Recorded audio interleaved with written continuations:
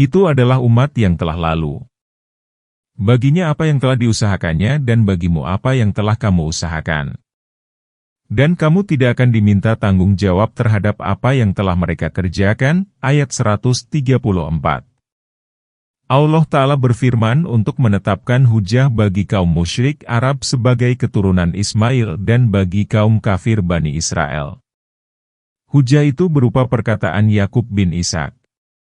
Karena tatkala Yakub menjelang kematian, dia berwasiat kepada anak-anaknya supaya menyembah Allah yang esa tiada sekutu baginya. Yakub bertanya kepada mereka, "Apa yang akan kalian sembah sepeninggalku?" Mereka menjawab, "Kami akan tetap menyembah Tuhanmu, Tuhan nenek moyangmu Ibrahim, Ismail, dan Ishak." Ayat ini mengandung aspek generalisasi, sebab Ismail merupakan pamannya Yakub, bukan nenek moyangnya langsung. An-Nuhas berkata, orang Arab suka menyebut paman dengan ayah. Ayat ini dijadikan dalil oleh orang yang menjadikan kakek sebagai ayah sehingga menghijab saudara-saudara dalam memperoleh pusaka. Ini pun merupakan pendapat Asy-Syiddiq yang diceritakan oleh Bukhari dari jalan Ibnu Abbas dan Ibnu Zubair. Ia merupakan pandangan mazhab Abu Hanifah. Rincian mengenai hal itu ada dalam ayat lain. Firman Allah, sebagai Tuhan yang esa, maksudnya kami mengesahkan ketuhanannya dan kami tidak menyekutukannya dengan apapun selain Dia. Dan hanya kepadanyalah kami berserah diri, yakni tunduk dan taat. Islam merupakan kutubnya agama para nabi, walaupun syariat mereka bervariasi. Ayat dan hadis mengenai hal ini sangat banyak. Firman Allah, itu adalah umat yang telah lalu. Baginya apa yang telah diusahakannya dan bagimu apa yang telah kamu usahakan. Maksudnya, tidaklah berguna keturunanmu yang mengait kepada Ibrahim, Ismail, Ishak, dan Yakub serta anak cucunya, jika kamu tidak mengerjakan kebaikan, karena bagi mereka amal mereka dan bagi kamu amalmu. Dan kamu tidak akan diminta tanggung jawab terhadap apa yang telah mereka kerjakan. Oleh karena dalam Atsar dikatakan, barang siapa yang lambat dalam beramalnya, maka tidak akan cepat keterkaitan dengan keturunannya. Dan mereka berkata, jadilah kamu Yahudi atau Nasrani, niscaya kamu beroleh petunjuk. Katakanlah, tetapi kami akan mengikuti agama Ibrahim yang hanif, dan dia bukan dari golongan musyrik. Ayat 135. Muhammad bin Ishaq meriwayatkan dengan sanadnya yang sampai kepada Ibnu Abbas. Dia berkata bahwa Abdullah bin Syurya al-Awar berkata kepada Rasulullah, petunjuk itu tiada lain adalah apa yang kami pegang. Hai Muhammad, ikutilah kami, niscaya kamu mendapat petunjuk. Kaum Nasrani pun mengatakan hal seperti itu. Maka, Allah Azza wa Jalla menurunkan ayat, dan mereka berkata, jadilah kamu Yahudi atau Nasrani, niscaya kamu beroleh petunjuk. Firman Allah, katakanlah, tetapi kami akan mengikuti agama Ibrahim yang hanif, yakni yang lurus. Abu Kalabah berkata, Al-Hanif artinya orang yang beriman kepada seluruh rasul sejak yang pertama hingga yang terakhir. Katakanlah, kami beriman kepada Allah, kepada apa yang diturunkan kepada kami, kepada apa yang diturunkan kepada Ibrahim, Ismail, Ishak, Yakub dan anak cucunya, kepada apa yang diberikan kepada Musa dan Isa, dan kepada apa yang diberikan kepada para nabi dari Tuhan mereka. Kami tidak membeda-bedakan seorang rasul pun di antara mereka, dan kami hanya berserah diri kepadanya. Ayat 136. Allah membimbing hamba-hambanya yang beriman supaya mempercayai secara rinci apa yang diturunkan kepada mereka melalui Rasulullah Muhammad. Dan mempercayai secara global apa yang diturunkan kepada para nabi terdahulu. Allah mengeksplisitkan individu-individu rasul tertentu dan mengglobalkan cerita para nabi lainnya. Mereka diperintahkan supaya tidak membeda-bedakan seorang rasul pun di antara mereka, namun harus iman kepada seluruhnya dan tidak menjadi seperti orang yang diterangkan Allah dengan, sesungguhnya orang-orang yang kafir kepada Allah dan rasul-rasulnya, dan bermaksud memperbedakan antara Allah dan rasul-rasulnya, dengan mengatakan, kami beriman kepada sebagian dari rasul-rasul itu, dan kami kafir terhadap sebagian yang lain, serta bermaksud, dengan perkataan itu, mengambil jalan lain. Di antara yang demikian, iman atau kafir. Merekalah orang-orang yang kafir sebenar-benarnya, Surat An-Nisa, ayat 150-151. Abul Aliyah, Rabi, dan Qatadah mengatakan bahwa yang dimaksud Al-Asbat ialah anak Yakub yang berjumlah 12 orang anak laki-laki yang masing-masing melahirkan umat manusia. Oleh karena itu, mereka disebut Asbat. Yang dimaksud Asbat dalam ayat ini ialah keturunan Bani Israel. Firman Allah, kepada apa yang diturunkan, maksudnya wahyu yang diturunkan kepada para nabi dari kalangan Bani Israel. Sebagaimana Musa berkata kepada mereka, ingatlah akan nikmat Allah yang diberikan kepadamu tatkala Dia menjadikan para nabi dari kalanganmu dan menjadikan sebagianmu penguasa. Ibnu Abi Hatim meriwayatkan dengan sanad yang sampai kepada Mukil bin Yasar. Dia berkata bahwa Rasulullah bersabda, berimanlah kamu kepada Taurat, Zabur, dan Injil serta Al-Quran akan meluaskanmu. Jika mereka beriman kepada apa yang telah kamu imani, maka sesungguhnya mereka telah mendapat petunjuk. Apabila mereka berpaling, maka sesungguhnya mereka berada dalam perselisihan. Maka Allah akan memelihara kamu dari mereka. Dan, Dia Maha Mendengar lagi Maha Mengetahui, ayat 137. Syibgah Allah, dan siapakah yang lebih baik syibgahnya daripada Allah? Dan hanya kepadanyalah kami menyembah, ayat 138. Allah Ta'ala berfirman, jika mereka, yakni orang-orang kafir dari kalangan musyrik dan ahli kitab, beriman kepada apa yang telah kamu imani, beriman kepada Allah dan para rasulnya tanpa membeda-bedakan, maka sesungguhnya mereka telah mendapat petunjuk, yakni mengena kepada kebenaran. Dan apabila mereka berpaling dari kebenaran kepada kebatilan setelah ditegakkannya hujah kepada mereka, maka sesungguhnya mereka berada dalam perselisihan. Maka Allah akan memelihara kamu dari mereka, yakni Allah akan menolongmu dan memenangkanmu atas mereka. Dan Dia Maha Mendengar lagi Maha Mengetahui. Syibgah Allah, yakni agama Allah. Syibgah Allah dinasyabkan oleh fi'il amar yang berarti, pegang, celupan Allah yang berarti iman kepada Allah yang tidak disertai dengan kemusyrikan, yakni fitrah Allah. Dan siapakah yang lebih baik syibgahnya daripada Allah? Dan hanya kepadanyalah kami menyembah, yakni taat. Katakanlah, apakah kamu memperdebatkan dengan kami ihwal Allah? Padahal Dia adalah Tuhan kami dan Tuhan kamu, bagi kami amal kami dan bagimu amal kamu, dan hanya kepadanyalah kami mengikhlaskan diri. Ayat 139.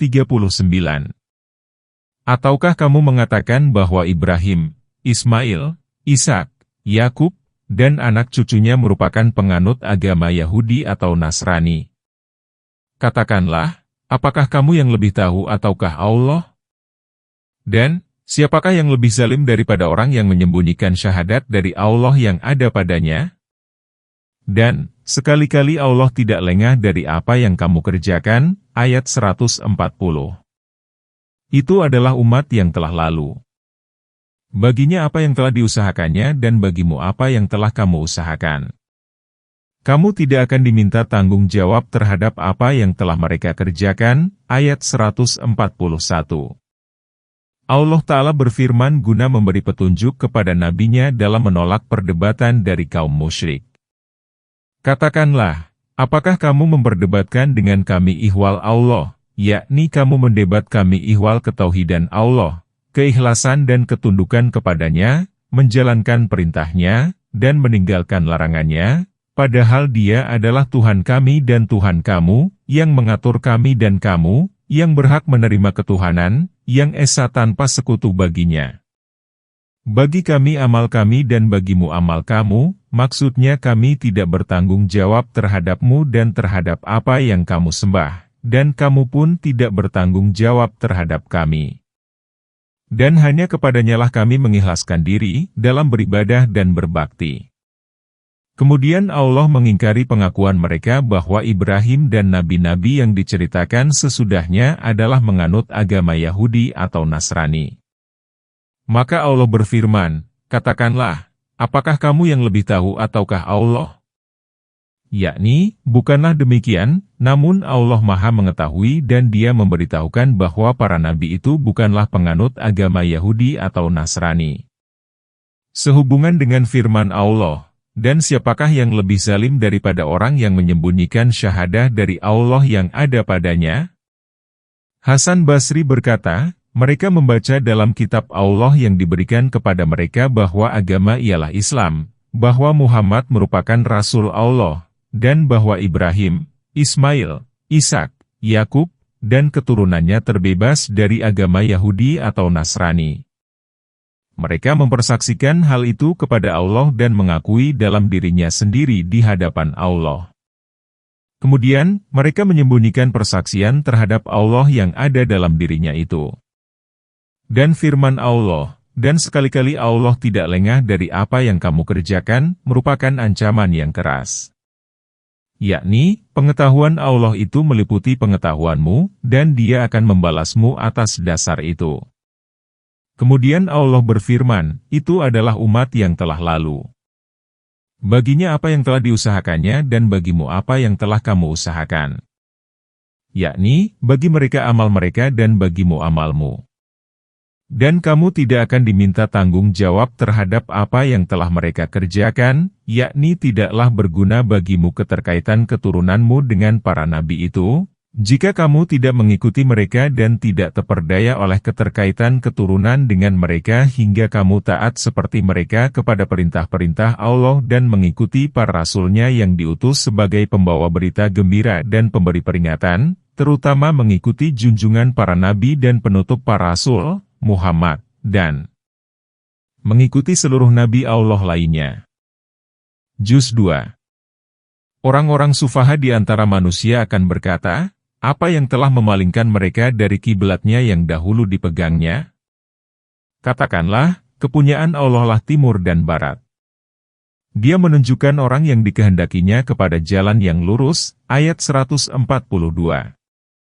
Demikianlah, kami menjadikan kamu sebagai umat yang pilihan supaya kamu menjadi saksi bagi manusia dan agar Rasul menjadi saksi bagimu.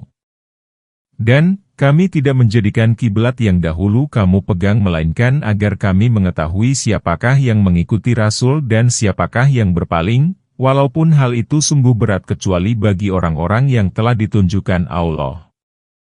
Dan, sekali-kali Allah tidak akan menyia-nyiakan keimananmu. Sesungguhnya Allah Maha Pengasih lagi Maha Penyayang kepada manusia, ayat 143. Yang dimaksud dengan sufaha ialah kaum musyrik Arab, para pendeta Yahudi, dan seluruh kaum munafik, sebab ayat itu bersifat umum. Dahulu Rasulullah disuruh menghadap ke Baitul Maqdis. Di Mekah, beliau sholat di antara rukun Yamani dan rukun Syami sehingga Ka'bah berada di hadapannya, namun beliau menghadap ke Baitul Maqdis. Setelah beliau hijrah ke Madinah, semuanya keberatan untuk menyatukan keduanya. Maka Allah menyuruhnya menghadap ke Baitul Maqdis. Pandangan itu dikemukakan oleh Ibnu Abbas dan jumhur ulama. Kemudian mereka berselisih, apakah perintah itu melalui Al-Quran atau melalui yang lainnya? Para ulama terbagi atas dua pandangan. Ikrimah, Abu Al-Aliyah, dan Hasan Basri berpendapat bahwa menghadap Baitul Maqdis adalah hasil ijtihad Nabi. Maksudnya ialah bahwa menghadap ke Baitul Maqdis dilakukan setelah Nabi tiba di Madinah. Hal itu berlangsung selama 10 bulan. Beliau banyak berdoa dan memohon kepada Allah agar disuruh menghadap ke Ka'bah yang merupakan kiblat Nabi Ibrahim. Maka Allah memenuhi doanya dan diperintahkan menghadap ke Ka'bah. Maka Nabi memberitahukan hal itu kepada halayak. Solat pertama yang menghadap Ka'bah ialah solat asar, sebagaimana hal itu dikemukakan dalam Syahihain, dari hadis Al-Bara, sesungguhnya Rasulullah solat menghadap ke Baitul Maqdis selama 16 bulan atau 17 bulan. Beliau merasa heran kalau kiblatnya adalah Baitul Maqdis, sebelum Ka'bah. Solat pertama menghadap Ka'bah ialah solat asar. Beliau solat bersama orang-orang.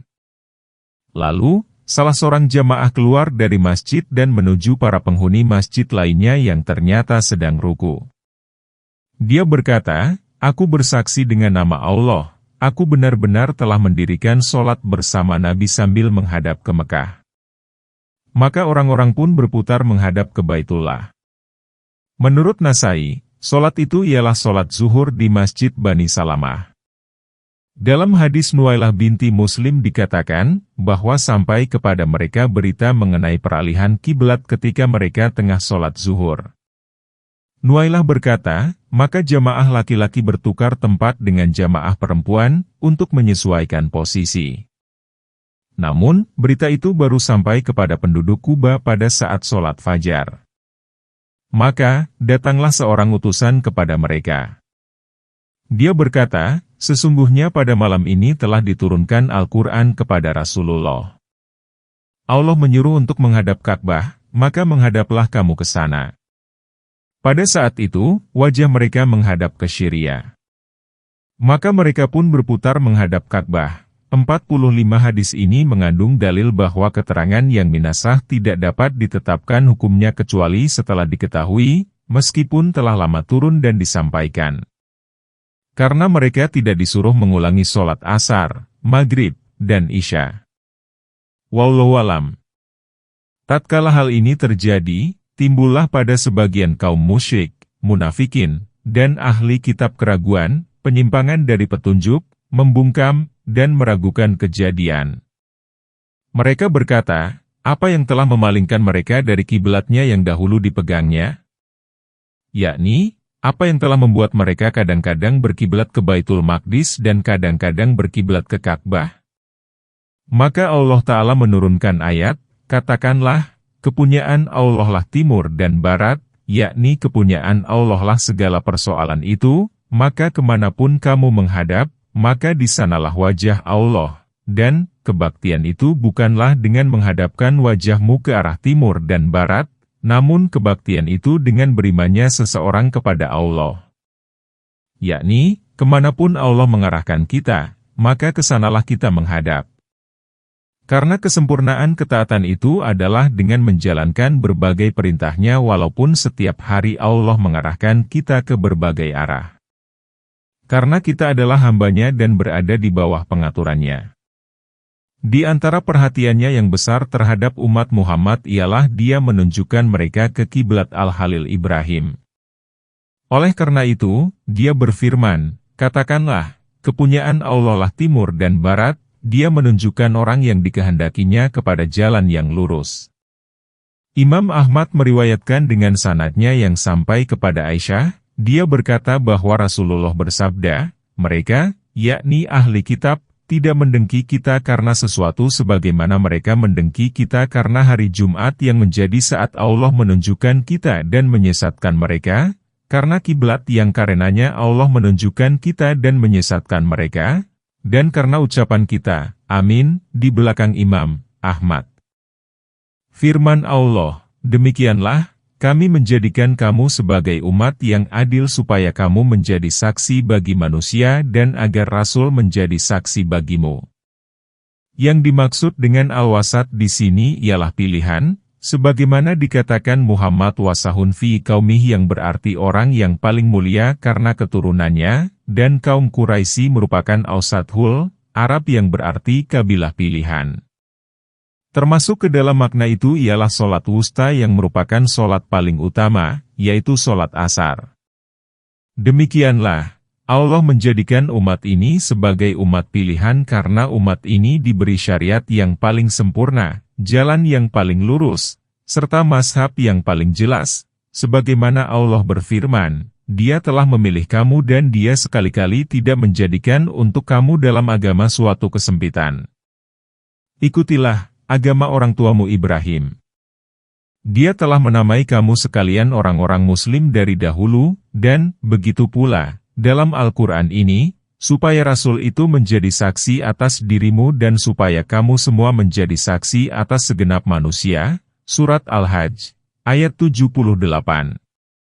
Imam Ahmad meriwayatkan dari Abu Sa'id Al-Khudri, dia berkata bahwa Rasulullah bersabda, pada hari kiamat, Nuh diseru, kemudian ditanya, apakah kamu telah menyampaikan risalah? Nuh menjawab, sudah. Kemudian kaumnya diseru, lalu ditanya, apakah Nuh sudah menyampaikan risalah kepadamu? Mereka menjawab, tidak ada seorang pun yang datang kepada kami dan tidak ada yang memberi peringatan. Lalu dikatakan kepada Nuh, siapa yang dapat memberikan kesaksian untukmu? Nuh menjawab, Muhammad dan umatnya. Nabi bersabda, itulah maksud firman Allah, demikianlah kami menjadikan kamu sebagai umat yang adil. Beliau bersabda, Al-Wasat artinya adil. Kemudian, mereka diseru dan memberikan kesaksian kepada Nuh bahwa dia sudah menyampaikan risalah kepada mereka. Kemudian aku pun memberi kesaksian untukmu. Hadis ini diriwayatkan oleh Bukhari, Tirmidzi, Nasai, dan Ibnu Majah melalui berbagai jalan dari Al-Amasi. Dalam hadis riwayat Ahmad dari Abu Sa'id Al-Khudri dikatakan, maka Muhammad dan umatnya diseru, lalu ditanyakan kepada mereka, apakah Nuh sudah menyampaikan risalah kepada kaumnya? Mereka menjawab, sudah. Kemudian ditanyakan, apa landasan pengetahuanmu? Mereka menjawab, Nabi kami datang dan memberitahukan bahwa para rasul itu telah menyampaikan risalahnya. Itulah maksud firman Allah, demikianlah kami telah menjadikan kamu sebagai umat yang adil supaya kamu menjadi saksi bagi manusia dan rasul menjadi saksi bagi dirimu. Firman Allah, dan kami tidak menjadikan kiblat yang dahulu kamu pegang melainkan agar kami mengetahui siapakah yang mengikuti Rasul dan siapakah yang berpaling, walaupun hal itu sungguh berat kecuali bagi orang-orang yang telah ditunjukkan Allah. Allah Ta'ala berfirman, sesungguhnya pertama-tama kami mensyariatkan kepadamu menghadap ke Baitul Maqdis, kemudian kami mengalihkan kiblat ke Ka'bah yang tiada lain supaya nyata siapa orang yang mengikuti dan menaatimu serta menghadap bersamamu kemana saja kamu menghadap, dan siapa yang murtad dari agamanya. Walaupun hal itu benar-benar sulit, maksudnya perbuatan mengalihkan arah dari Baitul Maqdis ke Ka'bah. Yakni, persoalan ini demikian sulit bagi diri mereka kecuali bagi orang-orang yang hatinya sudah ditunjukkan Allah dan merasa yakin dengan membenarkan Rasul, dan bahwa segala perkara yang dibawanya itu adalah hak dan benar serta tidak mengandung keraguan dan bahwa Allah itu melakukan sesuatu yang dikehendakinya dan menetapkan perkara yang dimaksudnya. Maka hak Allah lah untuk membebani hamba-hambanya dengan perkara yang dikehendakinya dan Dia menghapus perkara yang dikehendakinya. Kepunyaan Allah lah hikmah yang sempurna dan hujah yang baik dalam seluruh persoalan tadi. Hal ini berbeda dengan orang-orang yang di dalam hatinya terdapat penyakit. Setiap terjadi suatu perkara, timbullah keraguan dalam diri mereka, sebagaimana timbulnya keyakinan dan pembenaran dalam hati orang-orang yang beriman. Sebagaimana Allah Ta'ala berfirman, dan kami turunkan dari Al-Quran suatu yang menjadi penawar dan rahmat bagi orang-orang yang beriman dan Al-Quran itu tidaklah menambah kepada orang-orang yang zalim selain kerugian. Surat Al-Isra, ayat 82. Sebagian ulama berpendapat bahwa as-sabiqunal awalun, baik dari kalangan muhajirin maupun ansyar, adalah orang-orang yang sholat kedua kiblat. Hal ini menunjukkan bahwa ketaatan umat Muhammad kepada Allah dan Rasul-Nya itu demikian sempurna, demikian pula dengan ketundukan mereka kepada setiap perintah Allah Azza wa Jalla. Firman Allah, dan sekali-kali Allah tidak akan menyia-nyiakan keimananmu, yakni syalatmu yang menghadap ke Baitul Maqdis, sebelum menghadap Ka'bah. Maksudnya, pahalanya tidak akan lenyap pada sisi Allah. Dalam kitab Sahih dikatakan dari Al-Bara, ada segolongan orang mati yang dahulunya sholat menghadap Baitul Maqdis. Lalu orang-orang bertanya, bagaimana kondisi mereka? Maka Allah menurunkan ayat, dan sekali-kali Allah tidak akan menyia-nyiakan keimananmu kepada kiblat pertama, pembenaranmu terhadap nabimu, dan perbuatanmu mengikuti nabi dalam menghadap ke kiblat lain. Yakni, Allah akan memberimu pahala menghadap kedua kiblat itu. Sesungguhnya Allah Maha Pengasih lagi Maha Penyayang kepada manusia. Dalam kitab Sahih dikatakan, Rasulullah melihat seorang wanita tawanan yang dipisahkan dari bayinya. Apabila dia menemukan bayi lain, maka diambil lalu didekapnya sambil berkeliling mencari bayinya sendiri.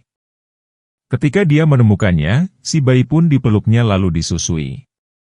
Maka Rasulullah bersabda, "Bagaimana menurutmu, apakah ibu ini tega untuk melemparkan bayinya ke dalam api, sedang dia kuasa untuk melakukannya?" Para sahabat menjawab, "Ya Rasulullah, tentu dia tidak akan tega." Beliau bersabda, "Demi Allah, Allah itu lebih sayang kepada hamba-hambanya daripada ibu tersebut kepada bayinya. Sungguh kami sering melihat wajahmu menengadah ke langit, maka sungguh kami akan memalingkan kamu ke kiblat yang kamu sukai. Palingkanlah wajahmu ke arah Masjidil Haram. Dan dimanapun kamu berada, palingkanlah wajahmu ke arahnya. Dan sesungguhnya orang-orang, Yahudi dan Nasrani, yang telah diberi Alkitab, Taurat dan Injil, memang mengetahui bahwa berpaling ke Masjidil Haram itu adalah benar dari Tuhannya, dan Allah sekali-kali tidak lengah dari apa yang mereka kerjakan." Ayat 144. Ali bin Talha berkata dari Ibnu Abbas, masalah yang pertama kali dinasah dalam Al-Quran ialah masalah berkiblat ke Baitul Maqdis. Yaitu, tatkala Rasulullah berhijrah ke Madinah yang mayoritas penduduknya adalah Yahudi, maka Allah menyuruhnya agar berkiblat ke Baitul Maqdis. Kaum Yahudi pun senang. Rasulullah berkiblat ke sana selama 10 bulan. Akan tetapi, Rasulullah mencintai kiblatnya Ibrahim, oleh karenanya dia berdoa kepada Allah Ta'ala dan menengadah ke langit. Maka Allah menurunkan ayat, "Sesungguhnya kami melihat wajahmu menengadah ke langit maka palingkanlah wajahmu ke arahnya, yakni ke arah Masjidil Haram." Dari Ibnu Abbas dikatakan bahwa Rasulullah bersabda, Ka'bah merupakan kiblat bagi penghuni Masjidil Haram. Masjidil Haram merupakan kiblat bagi penghuni Tanah Haram. Dan Tanah Haram merupakan kiblat bagi umatku yang menghuni bumi dari timur sampai barat.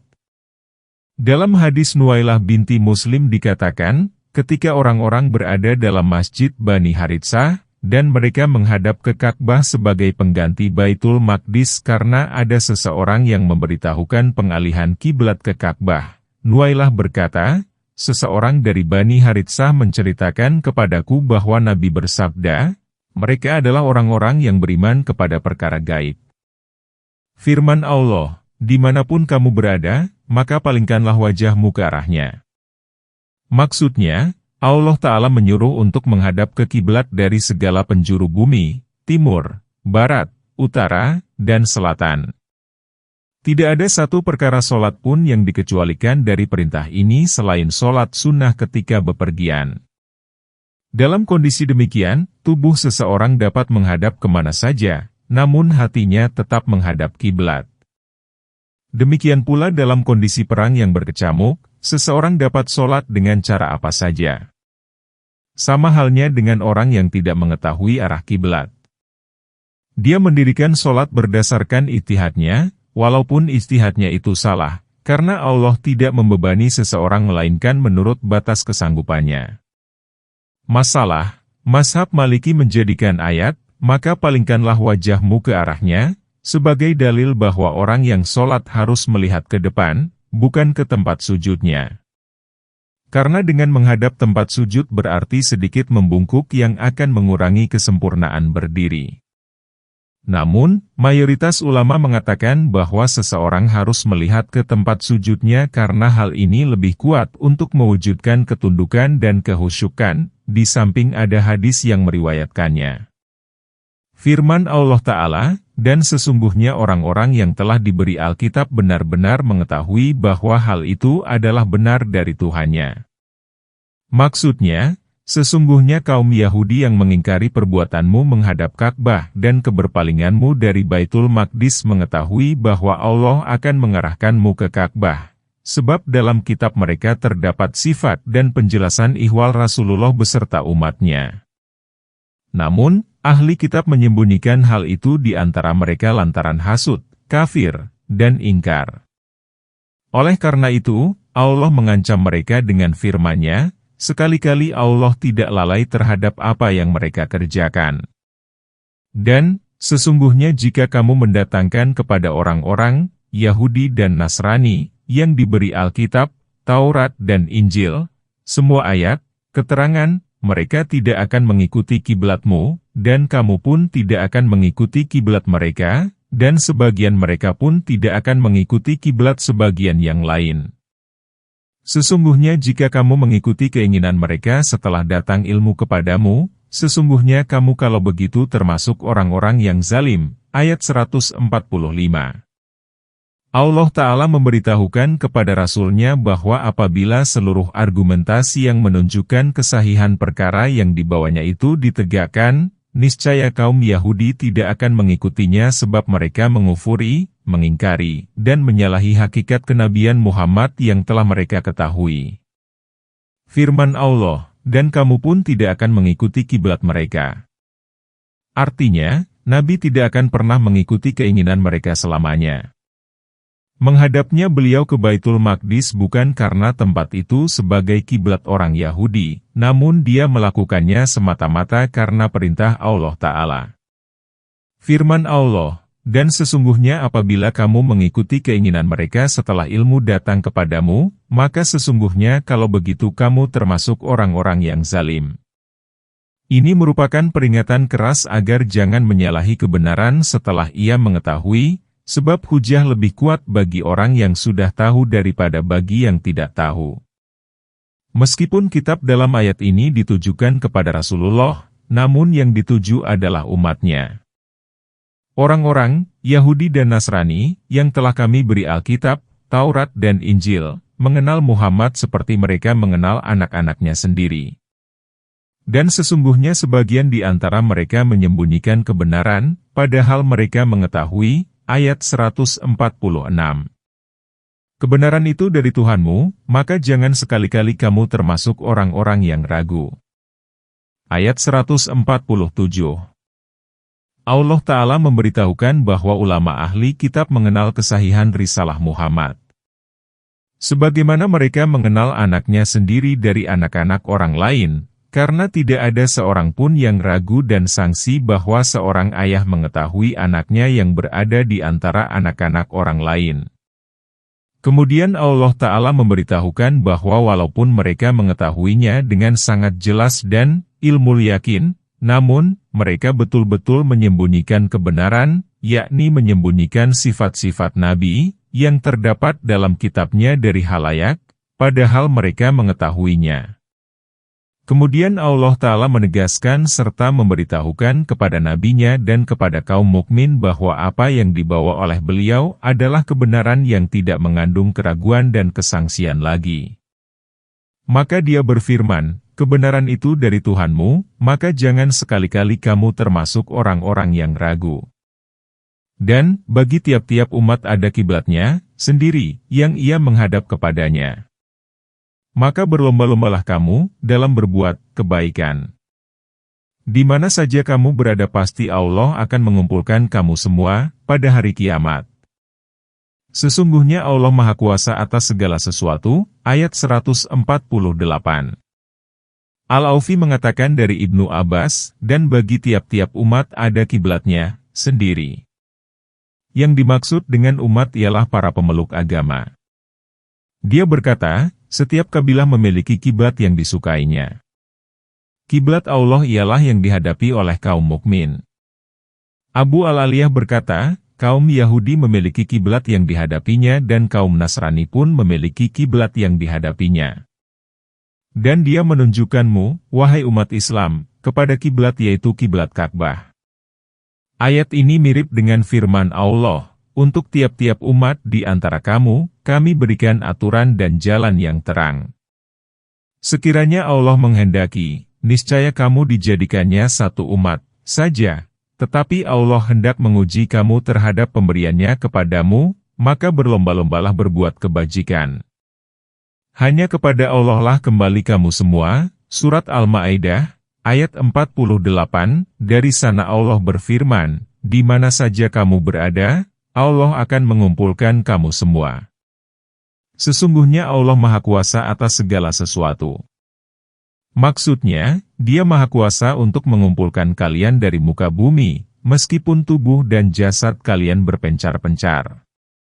Dan, dari mana saja kamu keluar, maka palingkanlah wajahmu ke arah Masjidil Haram, sesungguhnya ketentuan itu benar-benar sesuatu yang hak dari Tuhanmu. Dan, Allah sekali-kali tidak lengah dari apa yang kamu kerjakan, ayat 149. Dan, dari mana saja kamu keluar, maka palingkanlah wajahmu ke arah Masjidil Haram. Dan di mana saja kamu, sekalian, berada, maka palingkanlah wajahmu ke arahnya agar tidak ada hujah manusia atas kamu, kecuali orang-orang yang zalim di antara mereka. Maka janganlah kamu takut kepada mereka, dan takutlah kepadaku, dan supaya aku sempurnakan nikmatku atasmu, dan agar kamu beroleh petunjuk, ayat 150. Ini merupakan perintah Allah Ta'ala yang ketiga, yang menyuruh umat menghadap ke Masjidil Haram dari segala penjuru bumi. Hikmah dari 3 kali pengulangan ini diperselisihkan oleh ulama. Semoga Allah menjelaskannya, dan Dia Maha mengetahui. Hikmah yang dikemukakan oleh Fakhur Razi ialah, perintah pertama ditujukan bagi orang yang melihat Ka'bah. Perintah kedua bagi orang yang berada di Mekah, namun tidak melihat Ka'bah. Dan, perintah ketiga bagi manusia lain yang berada di berbagai negara. Ada pula pendapat yang mengatakan bahwa perintah pertama dimaksudkan sebagai pemenuhan atas permintaan Nabi melalui firman-Nya, maka kami benar-benar akan memalingkanmu ke kiblat yang kamu sukai. Kedua, perintah itu merupakan penjelasan atas kebenaran yang disukai dan diridai Allah. Dan perintah ketiga dimaksudkan untuk mematahkan hujah orang yang menentang, yaitu kaum Yahudi yang mendebat Nabi agar beliau menghadap ke kiblat mereka, dan untuk mematahkan hujah kaum musyrik atas alasan yang mengalihkan Rasul dari kiblat Yahudi ke kiblat Ibrahim yang lebih mulia. Wallahu alam. Firman Allah, supaya tiada lagi hujah manusia atasmu, dimaksudkan supaya ahli kitab tidak berhujah untuk menarik kaum muslim agar sejalan dengan mereka, yakni menghadap ke Baitul Maqdis. Firman Allah, kecuali dari orang-orang yang zalim di antara mereka, artinya dari kalangan kaum musyrik Arab. Sebagian mereka mengarahkan hujah yang zalim dengan mengatakan, orang ini memandang dirinya sebagai penganut agama Ibrahim. Jika dia menghadap ke Baitul Maqdis lantaran mengikuti agama Ibrahim, maka mengapa kemudian dia berpaling? Jawabnya ialah karena Rasulullah. Orang yang taat kepada Allah dalam segala perilakunya. Dia tidak menyimpang dari perintah Allah walau sekejap mata, dan umatnya pun mengikutinya. Tatkala dia menyuruh menghadap ke Baitul Maqdis, maka mereka menaatinya. Kemudian dia menyuruh mereka menghadap Ka'bah, maka mereka pun menaatinya. Firman Allah, maka janganlah kamu takut terhadap mereka, takutlah kepadaku, yakni janganlah kamu takut terhadap argumentasi keliru dari orang-orang zalim, dan takutlah kamu hanya kepadaku. Firman Allah, dan supaya aku menyempurnakan nikmatku atas kamu, dalam perkara menghadap kiblat yang telah disyariatkan kepadamu. Firman Allah, dan agar kamu beroleh petunjuk kepada jalan yang umat lain telah menyimpang dari jalan itu, namun kami menunjukkanmu kepadanya dan menghususkan jalan itu kepadamu. Oleh karena itu, umat ini menjadi umat yang paling mulia dan utama. Kepunyaan Allah lah segala puji. Sebagaimana kami telah menyempurnakan nikmat kami kepadamu, kami telah mengutus kepadamu Rasul di antara kamu yang membacakan ayat-ayat kami kepada kamu, mensucikan kamu, dan mengajarkan kepadamu Alkitab dan Al-Hikmah, As-Sunnah, serta mengajarkan kepada kamu apa yang belum kamu ketahui, ayat 151. Karena itu, ingatlah kamu kepadaku, niscaya aku ingat pula kepadamu, dan bersyukurlah kepadaku, dan janganlah kamu mengingkari nikmatku.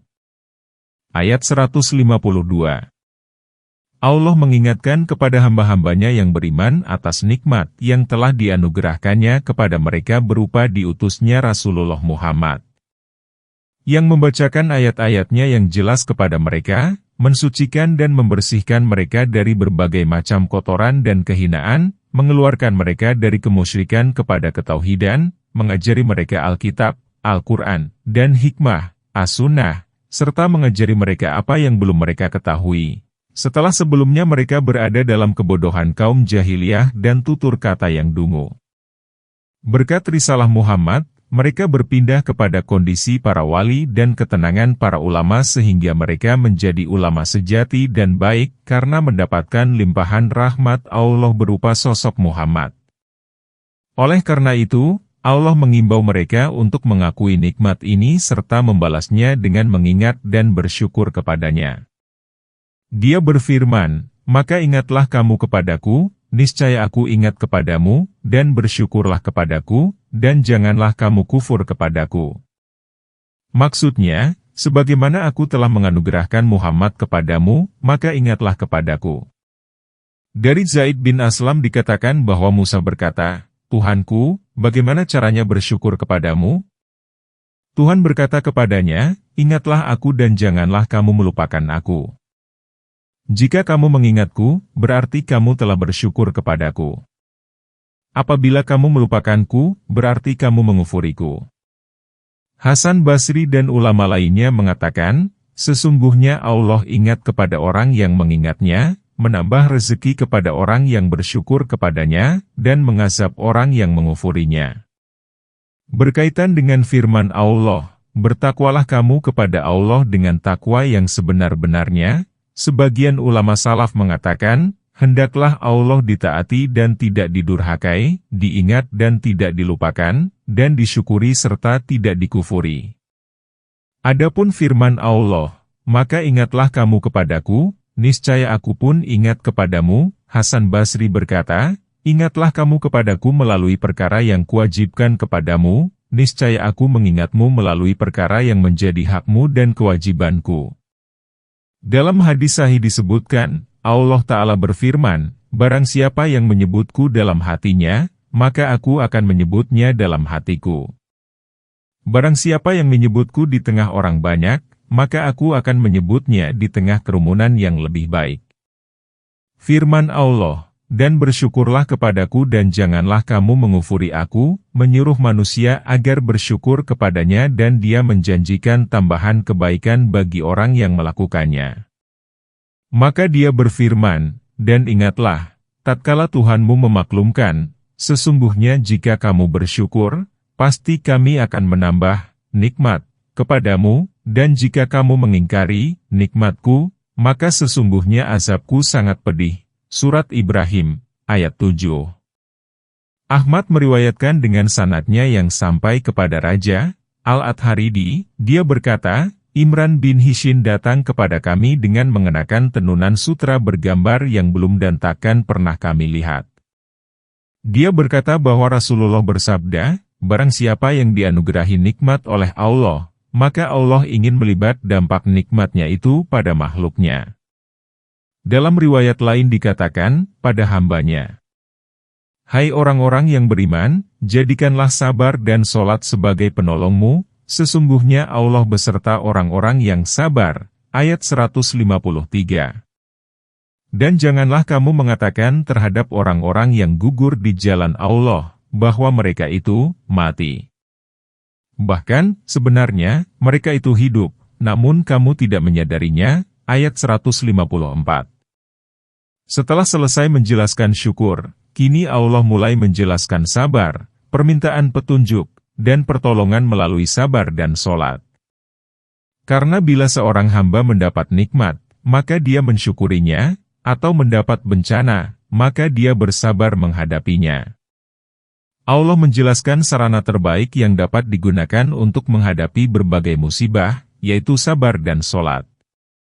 Dalam sebuah hadis dikatakan, apabila Rasulullah menghadapi sesuatu kesulitan, maka beliau sholat. Sabar ada dua, pertama, sabar dalam meninggalkan berbagai hal yang diharamkan dan dosa. Kedua, sabar dalam melakukan berbagai bentuk ketaatan dan kedekatan kepada Allah.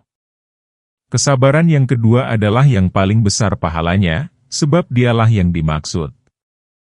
Ada juga sabar jenis ketiga, yaitu bersabar dalam menghadapi berbagai bencana dan petaka, seperti memohon ampun dari berbagai perbuatan aib.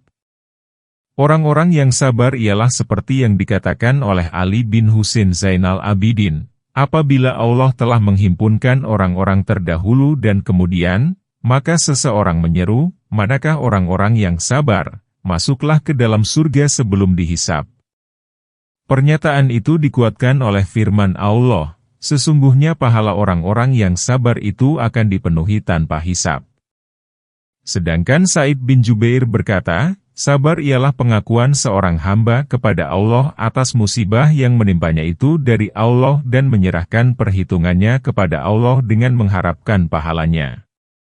Terkadang seseorang berkeluh kesah, namun dia harus bersikeras bahwa tiada jalan lain kecuali bersabar.